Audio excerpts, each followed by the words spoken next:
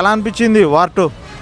So first వరకు okay అన్న, average product లాగా అనిపించింది మనకి. ఎక్కడైతే ఎన్టీఆర్ 30 మినిట్స్ తర్వాత ఎంట్రీ ఇచ్చాడు అక్కడ నుంచి కొంచెం గ్రిప్పింగ్ అనిపించింది, కానీ అంతకుముందు వరకు ఒక ప్రెడిక్టబుల్ స్పై మూవీ చూస్తున్న ఫీలింగ్ అయితే వచ్చింది. అండ్ కంటెంట్ వైజ్గా ఏం లేదు, వాళ్ళు ఏదైతే ఒక 4-5 బ్లాక్స్ యాక్షన్ బ్లాక్స్ మీద డిపెండ్ అయితే తీసుకున్నారు తప్ప స్టోరీ కూడా ఏం లేదు. ఈజీగా మన రాయచ్చు ఆ స్టోరీ, ఏముండదు స్టోరీ అయితే ఏం లేదు. ఫస్ట్ హాఫ్ వరకు ఓన్లీ యాక్షన్ బ్లాక్స్ తప్ప ఏం లేదు.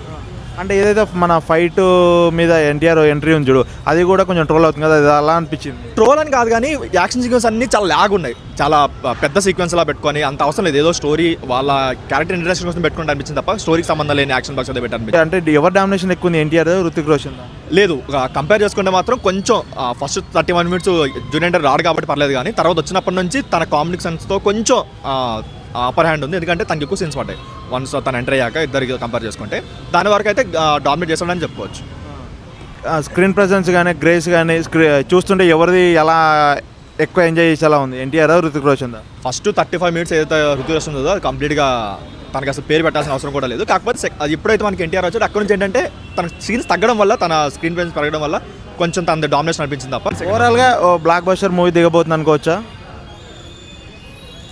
కలర్లు అయితే లవ్ పెట్టుకోవాలి. కాకపోతే ఒకేది ఏంటంటే ఇది కంప్లీట్గా బాలీవుడ్ డబ్బిడ్ సినిమా, ఎందుకంటే లిప్సింగ్ అస్సలు ఎక్కడ సెట్ అవ్వలేదు. డైలాగ్స్ కూడా ఏదో ఒక దగ్గర డైలాగ్ వస్తుంటే లిప్సింగ్ వేరేది ఉంది, అది అస్సలు సెట్ అవ్వలేదు.